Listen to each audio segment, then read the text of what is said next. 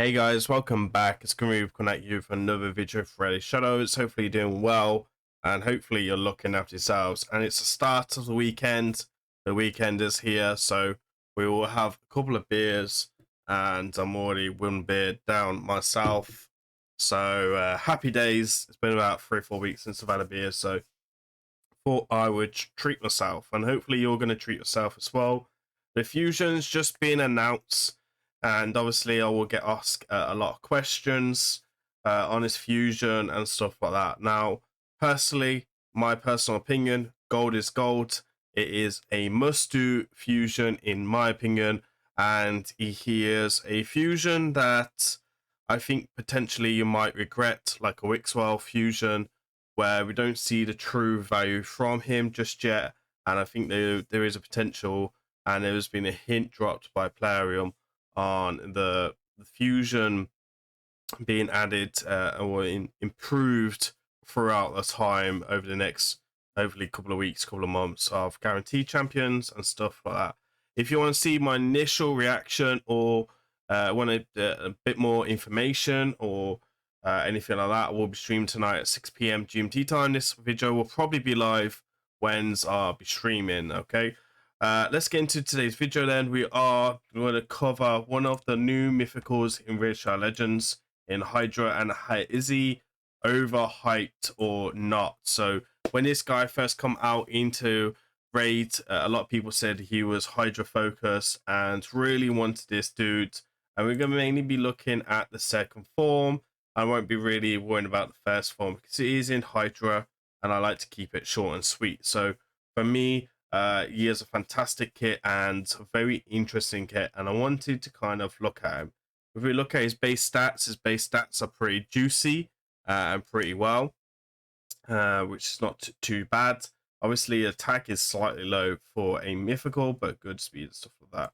So he has attack in all. He has aura and attack in all battles by 35, pretty standard these days. And then he has a passive ability where he'll fully heal this champion every time they kill a enemy under a hex debuff. Also increases this champion's attack by 10 for each enemy under a hex as well. And then we have a 3, which is probably his most juicy one. So ability, so he attacks all enemies before attacking. He'll put the hex and the defense down for 2 turns, so it is a place ability. He will not really weak it before that. The attack itself can, and then he will ignore life barrel, poison cloud, and ally protection. So it's going to be a counter to basically DK, Wrath, and life itself. Then we're going to attack all enemies here, and before attacking, remove all debuffs from his champion. Damage increases by 10 for each debuff on his target. Will ignore 20% of the target's defense if they're under hex. So that is ignoring 20% target of each head.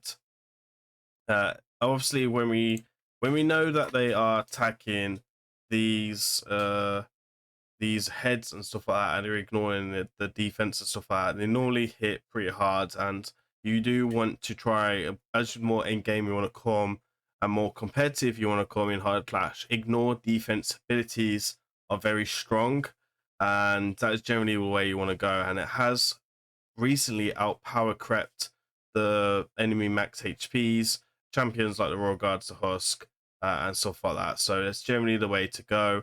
Also, we've seen a buff of the Cursed City as well. Then we attack one enemy before attacking. Targets transfers all debuffs from his champion to the target, and then under the target is, if the target is under a hex debuff before attacking, will transfer all debuffs from this champion to the target before attacking instead. Bit of a mouthful there. As for books values, not too shabby. It's like six books. There's no books on the passive, which is pretty good, and stuff like that. So let's go and take a look at the team and stuff like that before we get into anything else. Okay, so we have the team, and I'm going to kind of talk you through my team and my perception on this team. So Obviously, we have the rabbit. It's going to come in with the increased speed. It's going to bring the increased accuracy. It's going to bring 2 AoE abilities. Hits pretty fairly hard. Unfortunately, we don't have a 6-star, so Christian Rem isn't probably fictional. That's why we took Harvest Cast. And we've got quite a bit of ignore defense already from Cruelty, so that's always also why we didn't take Cruelty. He will also bring quite a bit as well with the speed aura as well, as which is pretty juicy. Now we have a decreased speed champion in the mix, which is going to be the formal fusion. She's going to bring the weaken as well, which is AoE, the AoE decreased speed. She's going to bring turn meter as well, which is going to be really, really cool for us. And then we've got 2 hackers. We're going to do exactly the same. She can bring increased defense for our survivability, which is pretty juicy, and a increased damage as well for Mishiati and stuff like that. And then we're going to see block buffs and decrease attack and a decreased speed on E1, and also allow us to be fairly fine against Torment, which is pretty much one of the problems with these keys. And then also we're going to have to deal with Wrath is going to be our main problem, and he is with these style of teams.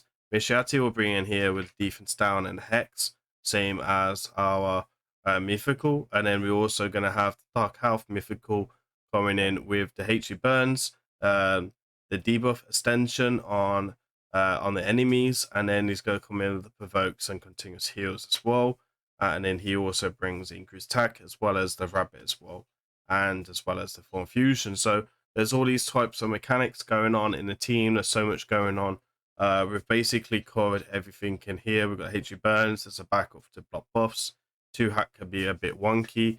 Obviously, she's the fastest in his comp, and everything kind of fits together as a puzzle. This was mainly a auto team as well, which is fantastic. There was times where I took it off for the Provoke because we turned off the Metamorph on the Dark Elf, and there was also times where Wrath would come up, and then I'd make sure we put block buffs and don't set off his passive without the decreased attack on the block buff. So we're going to go out for run this team now. It's going to be a fantastic key, and obviously I know the damage already. It's only 1 hour, which is very, very nice. Obviously, this is an in-game builds and stuff like that, so you can only do what you can do and stuff like that. So enjoy the music. I'm going to be right back after this, and we'll talk about what is going on with the team and stuff like that. Before I run this, let me know down in the comments, who do you think out of the 4 DPS champions will be the highest DPS champion here, and stuff like that. I'm kind of curious to kind of think. I don't think you'll guess it correctly as well, but I'm kind of curious to see what you guys will say.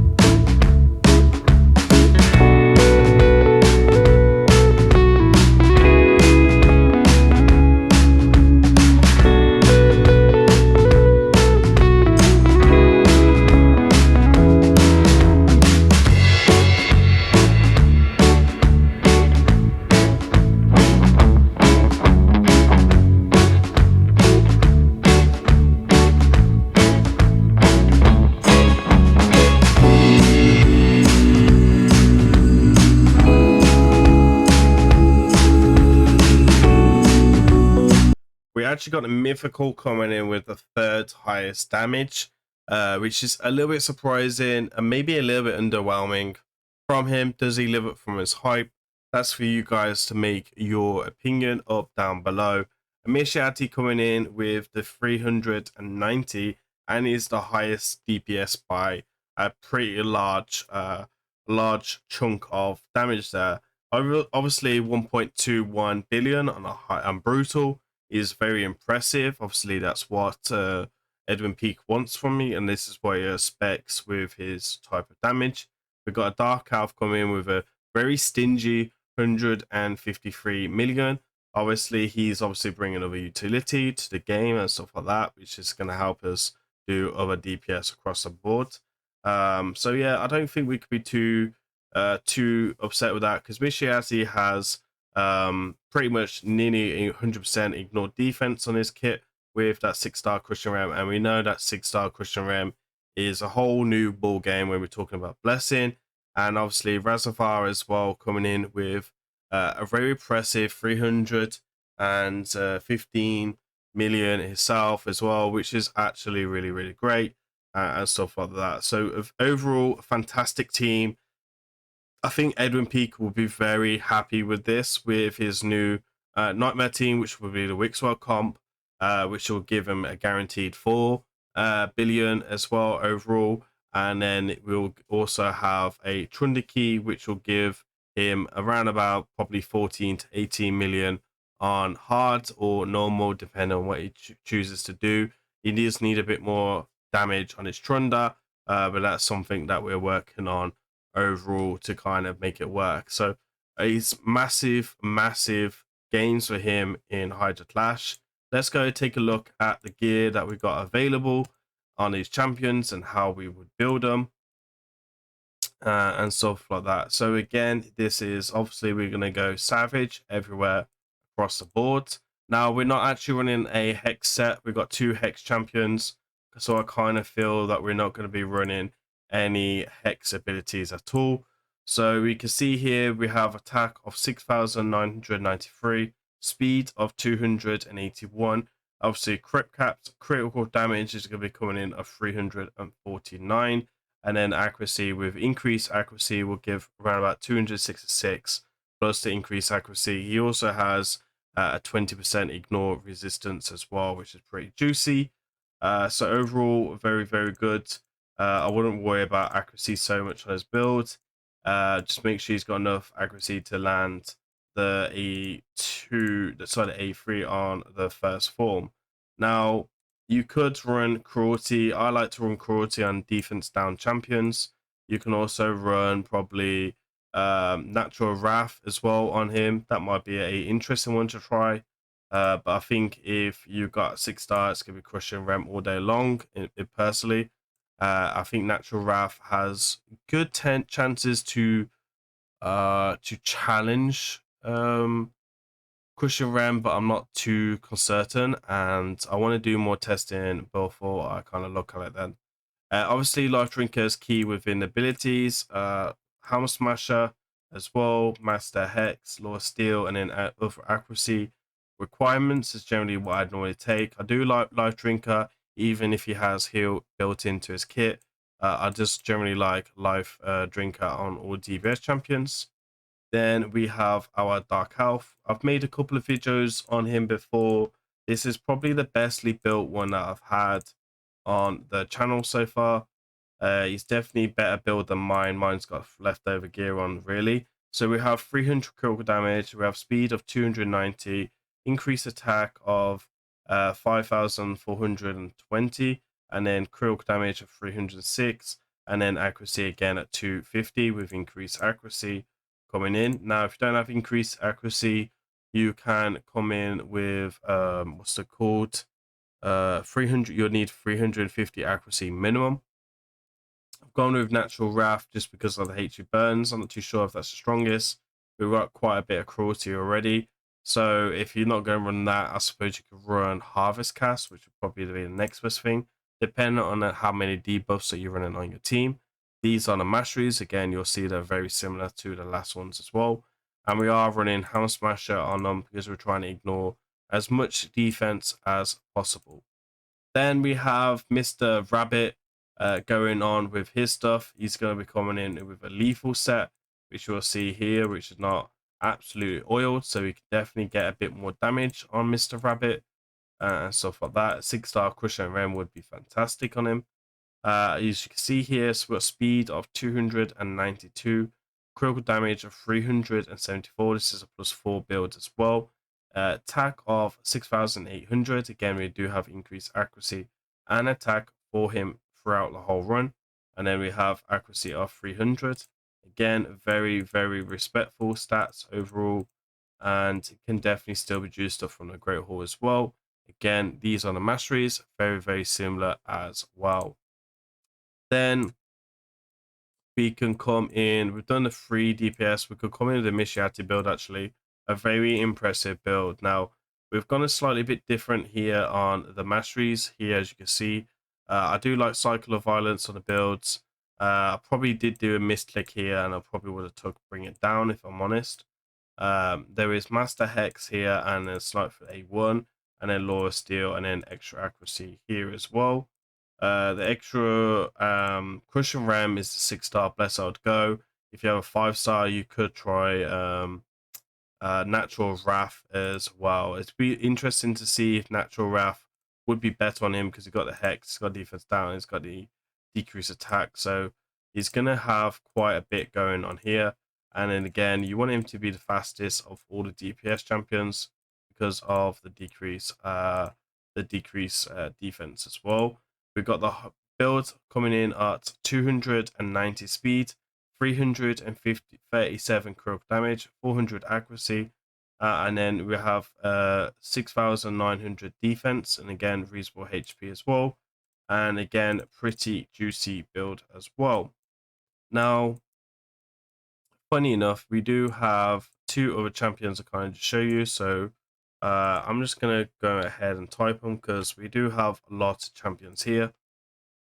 We actually run in provoke sets. So the reason why I'm running provoke set is we need to provoke to kind of break the speed tune at the beginning to make sure that the DK doesn't cleanse and then they go up ahead and put the poison cloud, which is generally what you want. These are the stats we've gone. So I've gone for survivability. You can go critical rate if you wanted to, but we're already doing quite a lot of damage. Speed is 306. I do like 2 hack to be faster than her just to make the critical block bust to be more consistent, especially at the start. And then accuracy of 366 as well, which is pretty juicy. And then War Master tier 6 and just extra turn meters and then cooldowns and stuff like that, which is very, very useful. Now, the reason why I didn't go with a Hex set on this champion is because there's 2 champions already with AoE Hex. And if you wanted to, you can always basically keeping up a Hex ability. So I didn't see the point of that. I actually saw more utility on the provoke set. So that's why we've generally gone there. Most of the time I would go with the Hex set on her, but for this occasion I didn't see the point. Now, 2 hack, in all fairness, could go in a 9-piece protection to increase his damage even more if you can get the stats. Now, at the moment, we can't really get stats just as much, but we got the speed of 321 speed. Now go fast as possible as you want. 400 accuracy, resistance is a bonus, and then we wanted survivability. So you got 3,431 and then 77,981 there on the HP. And then these are the masteries as well, which are very similar to the last champion's masteries. So there we are. Overall, a very fantastic key for Mr. Edwin Peak. This is probably my personal best key right now on Brutal myself, and I'm very impressed of it. Obviously, we've done other strategies in the past, like Trunda and stuff like that, so I won't count them in this, but I'm very impressed with this. I'm very happy. And to be honest, we could probably increase his damage a bit more with a bit more testing and stuff like that, maybe different DPS champions and stuff like that.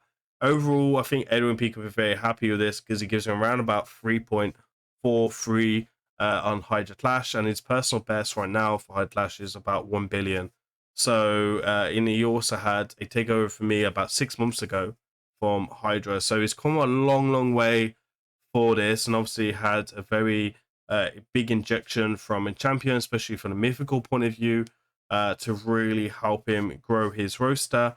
And obviously we took him to all the way to gold 3 or in live arena as well, so he's got the great haul bonuses, etc. Still a bit to go on the HYDRA side for that, but overall we've done a fantastic job working together and stuff like that. If you guys are interested to work with me to improve your HYDRA Clash or your knowledge or anything to do with Raidshadowlegends, go ahead and hit my Discord down below. We do stream pretty much daily on Twitch, which is also down in the track channel. We do all types of takeovers, mainly on stream, from gear cleansing to HYDRA to rebuilding accounts to arena, doing live arena, and all types of fun stuff as well.